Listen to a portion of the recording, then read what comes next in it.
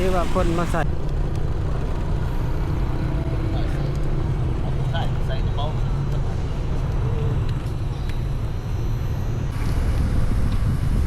เป็นบอนจอดรถนี่ทางหนานี่ไปดีกันเบิร์สุขุทุกคนครับบรรยากาศค่ำคืนวันพฤหัสมื้อนี้ตอนนี้เราอยู่ที่หน้าสถานีป้องกันความสงบเขตโพนสะอาดถนนไกรสอนพรหมวิหารทางที่จะลงไปประตูไส้มื้อนี้ก็สิพาทุกคนชมบรรยากาศผ่านหอหางเมกะกอกไปแล้วก็สิพาทุกคนลงไปแถวเวียงจันทร์เซ็นเตอร์กันทุกคนไปเบิ่งบรรยากาศสองหางนะทุกคนว่าเป็นจังไดแต่เฮาก็สิบ่ได้เข้าไปทุกคนพาทุกคนขี่รถชมเมืองเบิ่งแสงสียามกลางคืนของเวียงจันทร์ในจุดที่ว่าค่อนข้างว่าเป็นตึกมีความทันสมัยนี่เอาก็ยังบ่ทันถ่ายทุกคนเบิ่งจักเทื่อสำหรับกลางคืนสำหรับหางแห่งนี้เพื่อตอนนี้เพิ่นก็มีไฟโซ่เลยตึกหางเมกะกอกโอ้หัวจอเหลืองเป็นเหลืองด้วยปั๊บจอกล่องใหม่ครับ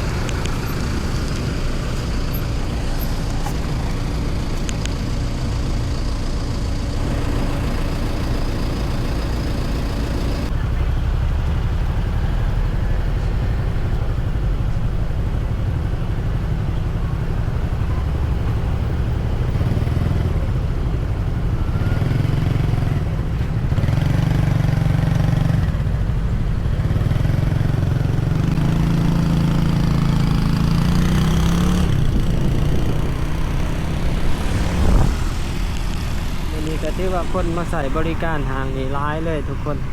ใครกับเขามาลองเต็มเลยวัง4 โมง5 โมงนี่เฮาขี่กายวังแรงแต่ว่าเขายังบ่ทันเปิดเป็นทางการแต่ว่าหลายๆคนก็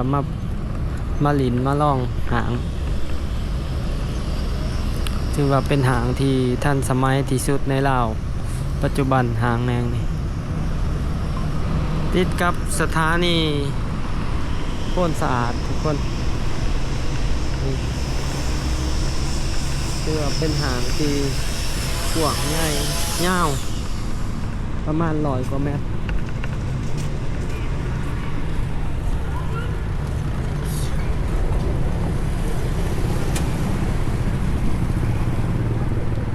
บอนจอดรถทางหลังมีเฮาแนมไปทางหน้าก็สิเห็นแล้วประตูไส้ห่างจากประตูไส้อยู่ประมาณ200 ป้าย300 เมตรเท่านั้นทุกคนห่างจากถาดหลวงก็น่าจะประมาณอยู่600 เมตรประมาณนั้นบรรยากาศค่ำคืนในเขตนี้ก็ถือว่ามีแต่โซนแบบว่าค่อนข้างว่าเริ่มทันสมัยขึ้นหลายในเขตนี้มีทั้งธนาคารทั้งโรงแรมสถานทูตส่วนหลายจะเป็นแบบพนักงานออฟฟิศที่ในเขตนี้นะครับผู้เฮ็ดเวียกในกงจักรภาครัฐต่างๆแล้วก็นักธุรกิจพนักงานธนาคารนี่หางแห่งนี้ก็สามารถย่างไปเลย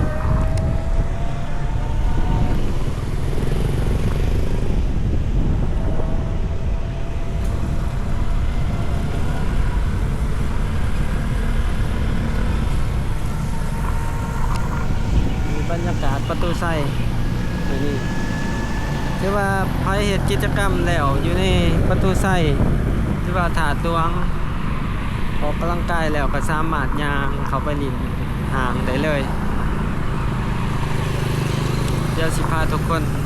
ขี่ออกไปทางดงปลาลลงไป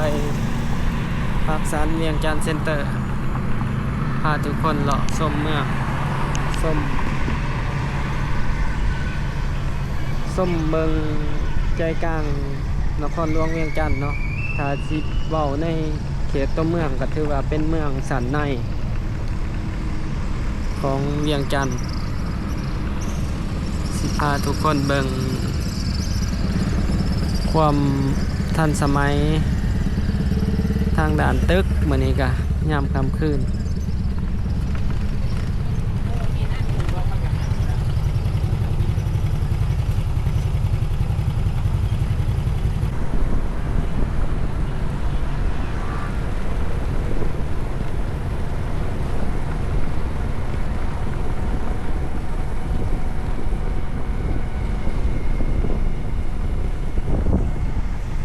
ทุกคนมาทางหลังวัดผาดฝุ่น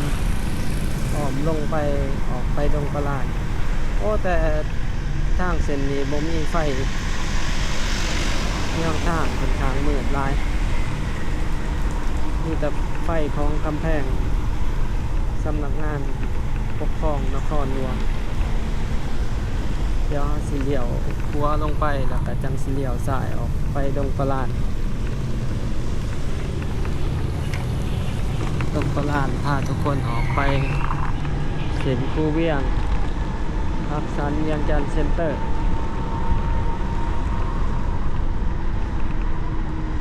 โอ้ยไฟเขียวท่านอยู่ว่าทุกคน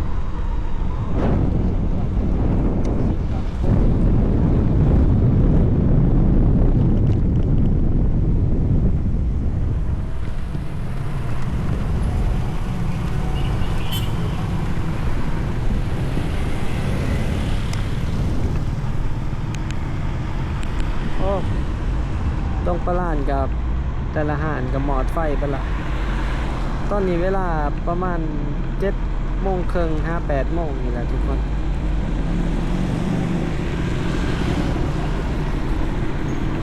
โซนนี้ก็สิมีแต่หานโทรศัพท์ที่เราเห็นนี่แหละขายเครื่องไอทีในเขต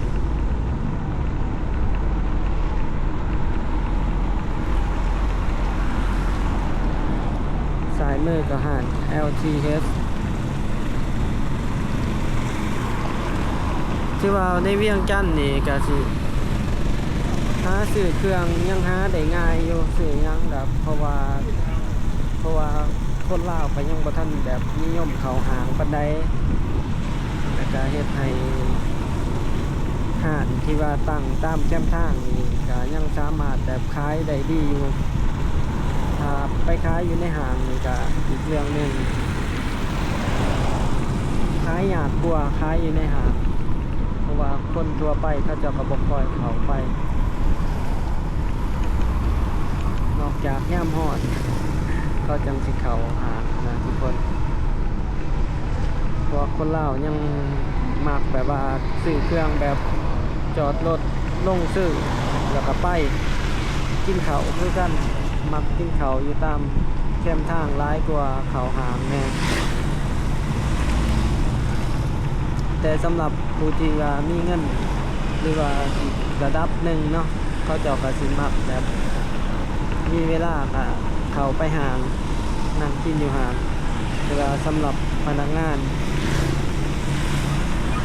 ลูกจ้างต่างๆเขาเจ้ากับเน้นความสะดวกอยู่ตามแคมทางร้ายกว่าเป็นบรรยากาศถนนดงประหลาดกลางคืนกับบริไทยทุกคนเบิ่งโดนล่ะส่วน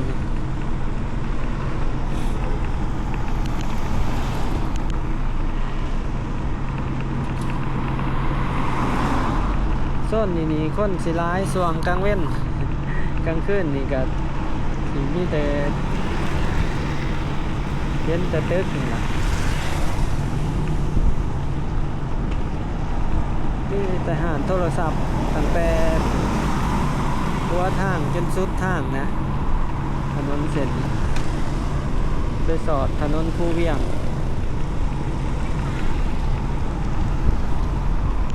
ข้างหน้าเฮากับเป็นโรงเรียนดงประหลาด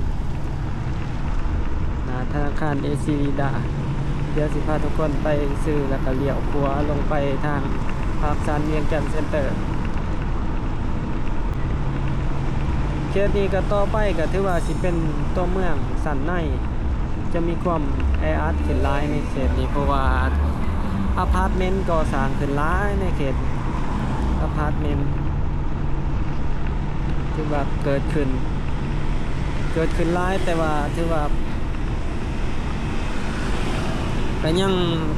ห้องหับแทบว่าเกือบบ่ทันเลยเพราะว่าช่วงนี้คนเขามาเวียงจันทน์หลายมีข้างหน้าเขาก็เป็นการก่อสร้างตึกเวียงจันทน์ของลาวเซ็นเตอร์ตึกที่จะสูงที่สุดในเวียงจันทน์ต่อไปในอนาคต46 สัน45 สัน46 สันนี่แหละตอนนี้ขึ้นได้12 13 สันนะทุกคนพูดขึ้นมาแล้วก็มีทั้งหนาอีกเขาจะสร้างนาภาคสันค่ะได้ยินว่าเห็นคอมเมนต์ของ FC ว่าจะเป็นตึก30 สันเนาะ30 สัน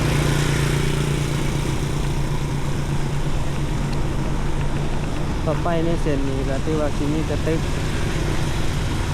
โครงการเวอร์เทรด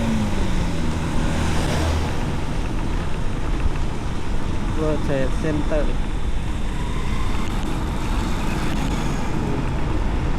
สายมือก็เป็นภาคสันก็สิมีบาร์มีเทคนี่ครับไนท์คลับเนาะหัวมือเอา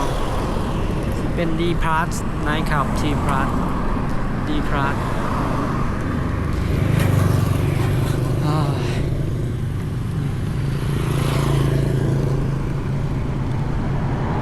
บรรยากาศค่ำคืนเดี๋ยวไปที่หนาพักซันกัน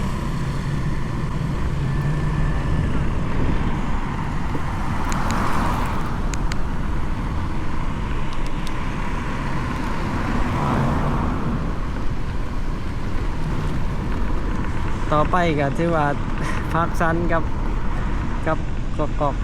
นี่ก็ที่ว่าเป็นคู่แข่งกันแบบหางรูกับรูสองหางเนาะที่ว่าเป็นหางใหญ่ก็พอถึงว่าคู่แข่งเนาะแต่ว่าจะเป็น2 หางที่ว่าใหญ่แล้วก็รูที่สุดในลาวนี่ทั้งสายมือเฮานี่เขาเจ้ากำลังก่อสร้างจะเป็นทางคอนโดอพาร์ตเมนต์30 สันโฮเทลเซิงโปวันสื่อ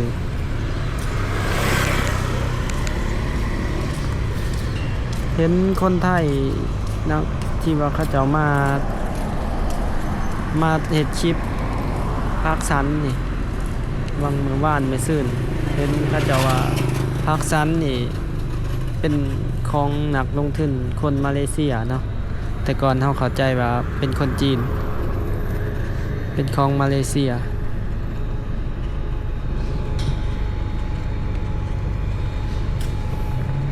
นี่สายมือนี่กำลังก่อสร้างพุทธขึ้นหลายตึก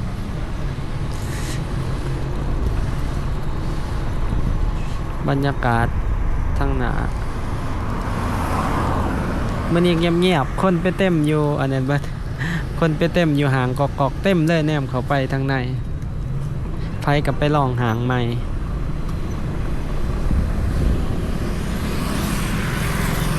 เดี๋ยวขี่เขาเรียบทั้งคางแล้วก็สิโค้งออกไปลงไปตลาดเช้า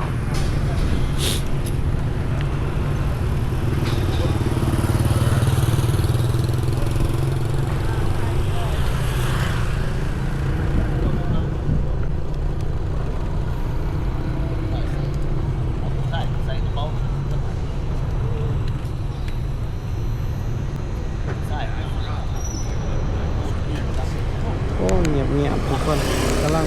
7:25น กำลังกันภาษาไทยกับทุ่ม15 นาทีนะตอนกำลัง7:25 นาทีกินนี่ก็สิมีพิซซ่าคอมพานีมีโจมามีสตาร์บัคอยู่ห่างกอกก็สิมีบอนชอนมีอันส่วนหลายสิเป็นแบรนด์จากเกาหลีแบรนด์ดังจากเกาหลีที่ก็จะนำเขามาเพราะว่าเจ้าของเมกากอกมันก็เป็นอันนั้นเด้เขาจะเป็นคนเกาหลีส่วนหลายก็สิเป็นการตลาดจากเกาหลีเข้ามาเดี๋ยวลงไปทางหนาเวียงจันทร์เซ็นเตอร์ทุกคน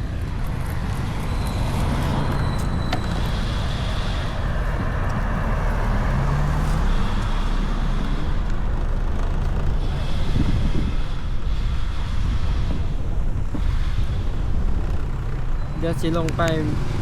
ทางเวียงจันทร์เซ็นเตอร์เขาไปทางขางของตึกเวียงจันทร์ไลฟ์เซ็นเตอร์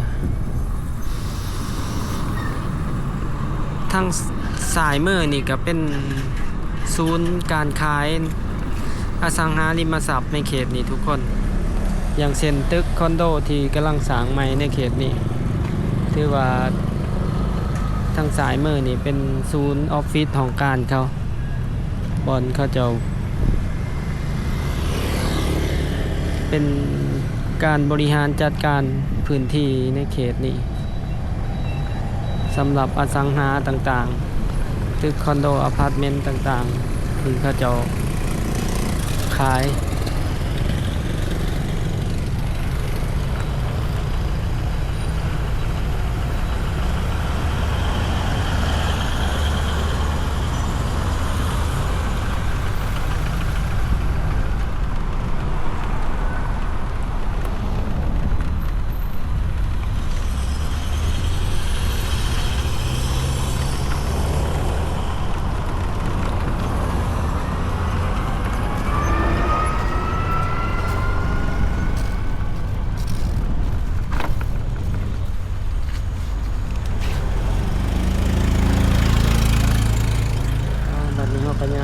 มาที่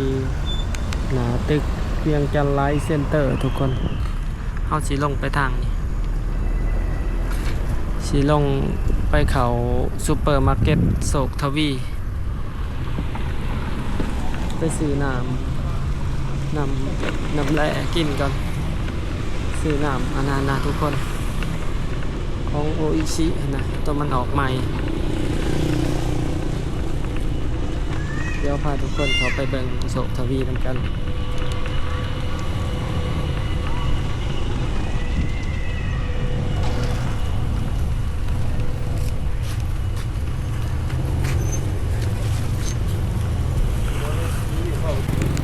นี่ทุกคนตึกตัวนี้ทั้งหนาเอานี่ก็ถือว่าสั่น2สั่น3สั่น4สั่น5สั่น6จะเป็นบอนจอดรถ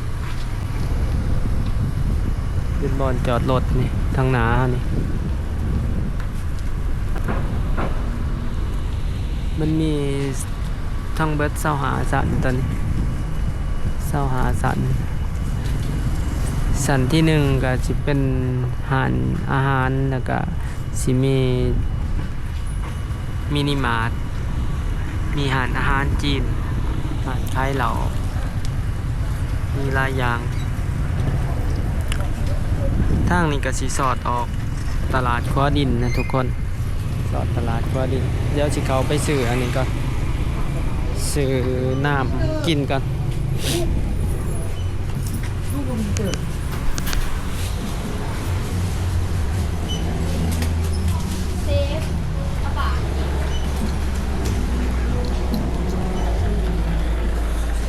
ซื้อน้ำตัวนี้แต่ว่าสิเอาตัวนี้เอามันถือกว่าตัวนี้ 7,000 เป็นน้ำที่ว่ากินแล้วรู้สึกว่ามันกระปรี้กระเป๋าดีลุกมายามเช้า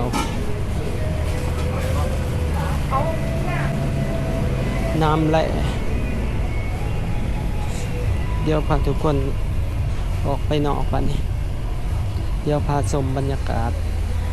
ข้างๆของตึก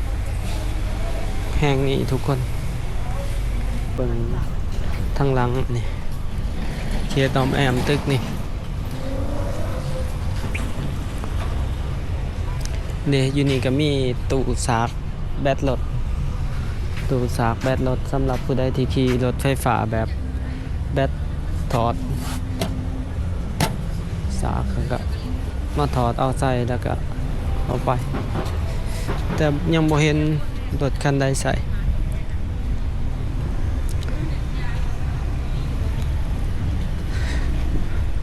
นี่ก็เป็นบรรยากาศทางหลังของ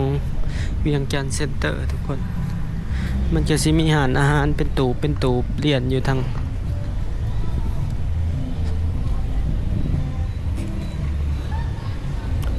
มานั่งพักผ่อนชมวิวมีน้องนำน้องจันนี่แต่ก่อนเขาเอิ้นกันโอ้ป่ากับลายได้ยินนี่โอ้ลายแต่ปลาดุกเว้ย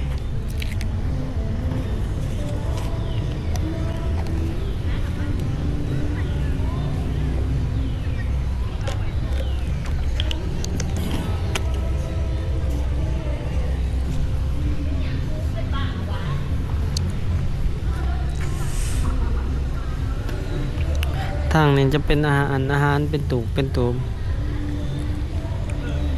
ปลาลายปลาดุก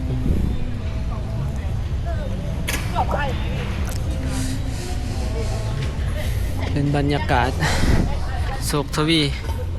สามารถเข้าได้สองทางเข้าทางนั้นกับทางนี้เดี๋ยวไปเข้าห้องน้ำอยู่เวียงจันทร์เซ็นเตอร์ก่อน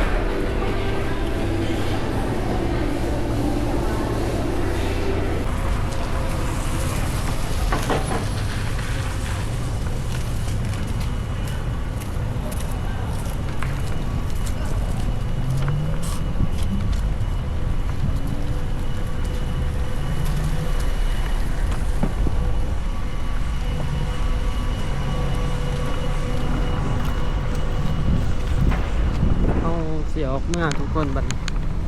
ออกเมื่อขึ้นไปทางตลาดเสาขึ้นไปทางดงโบราณ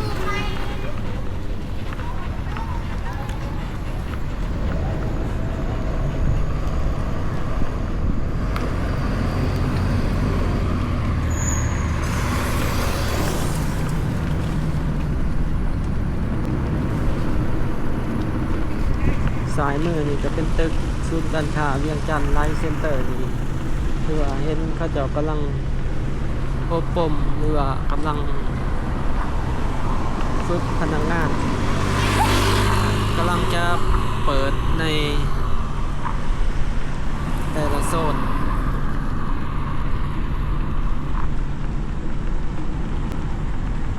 ขวามือก็เป็นสถานี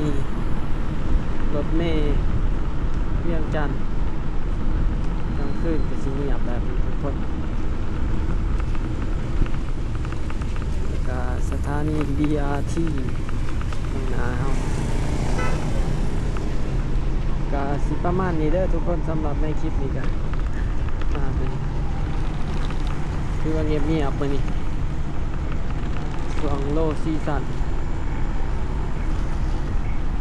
ประมาณนี้ทุกคนถ้าผู้ใดมาคลิปนี้ก็อย่าลืมกดไลค์กดแชร์เป็นกำลังใจให้กัน